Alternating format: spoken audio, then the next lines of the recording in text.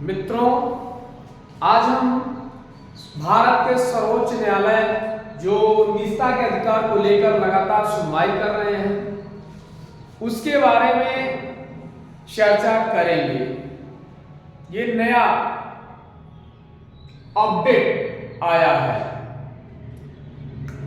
तो ये सुनवाई क्यों कर रहे हैं?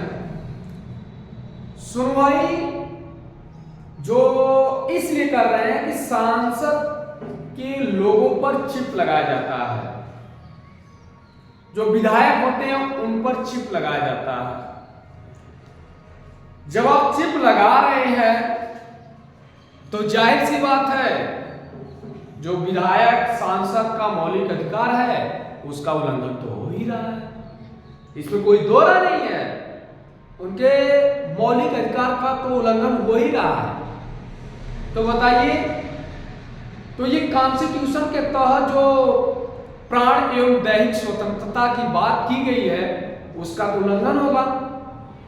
भारत के सर्वोच्च न्यायालय के मुख्य न्यायाधीश लगातार इसी बात को लेकर चर्चा में आए हैं और ये निजता का अधिकार कंपटीशन में पूछा जाएगा, कोई भी एग्जाम में पूछा जाएगा।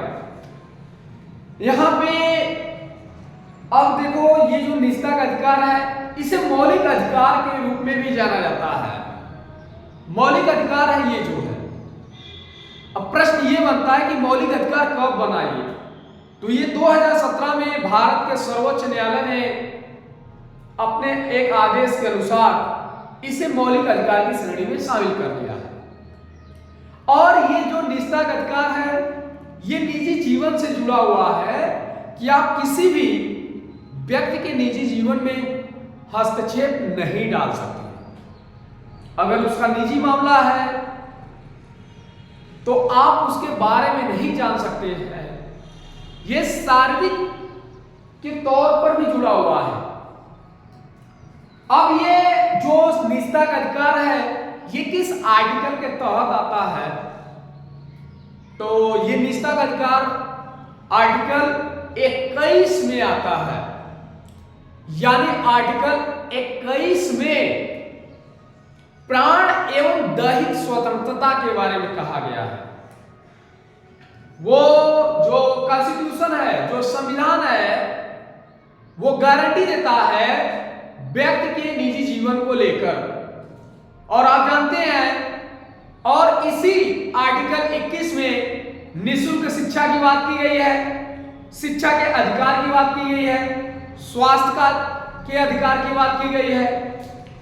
आप जो है निजी जीवन जी सकते हैं इसके लिए बात की गई है। और इसे मौलिक अधिकार भी नाम दे दिया गया है। आप जो है किसी भी व्यक्ति के बारे में जानकारी नहीं ले सकते हैं, वह स्वतंत्र है जीने के लिए। कोई व्यक्ति है वह स्वतंत्र है बशर्ते वो किसी नियम को उल्लंघन न करता। अब ऐसे ही आप देखा जाए तो वर्तमान के समय में बहुत से घटनाएं घटित होती हैं। तो लोग जाते हैं, सम्मेलन करते हैं, लोग अपनी बात रखते हैं, कहते हैं मैं ये रख सकता हूं। हाँ ठीक है भाई, आप रख सकते हैं, आप स्वतंत्र हैं।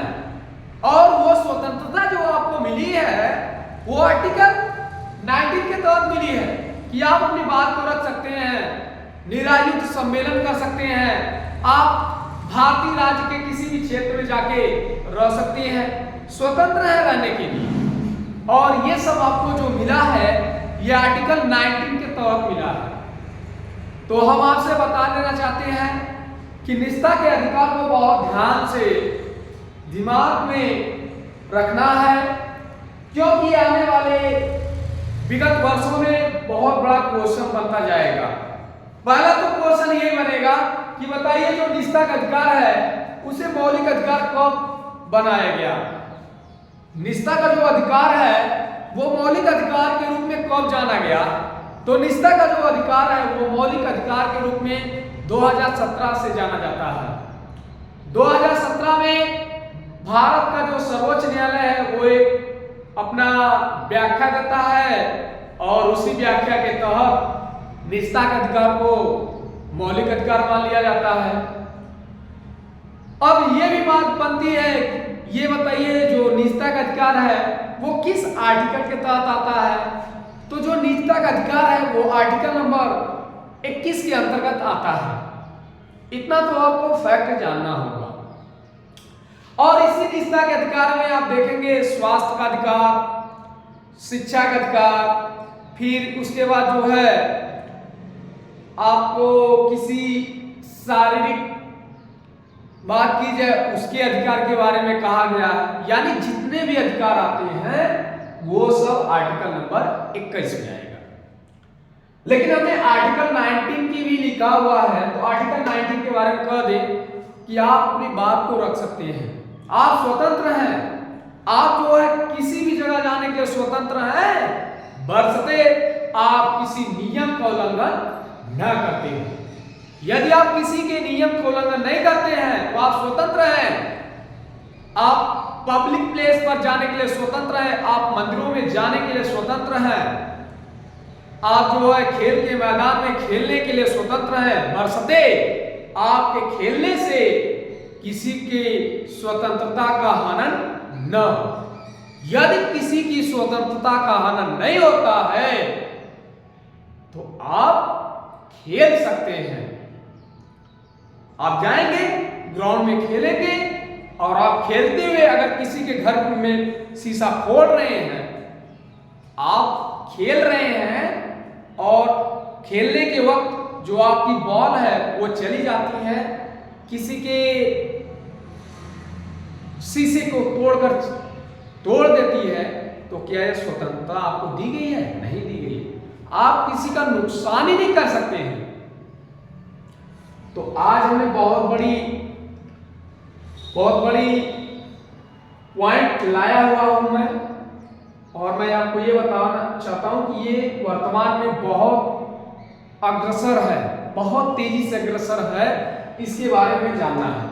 तो निजता का अधिकार किस आर्टिकल के तहत आता है? निजता का अधिकार को मौलिक अधिकार कब बनाया गया? और सीजीआई वर्तमान में इसके संदर्भ में क्या क्या अपना मत व्यक्त कर रहे हैं, ये भी हमें बहुत जरूरी है समझना। तो आज के लिए इतना ही, कल फिर मिलेंगे हम।